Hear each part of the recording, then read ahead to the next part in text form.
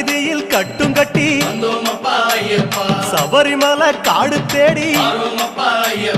கட்டுமுடி 2 கட்டி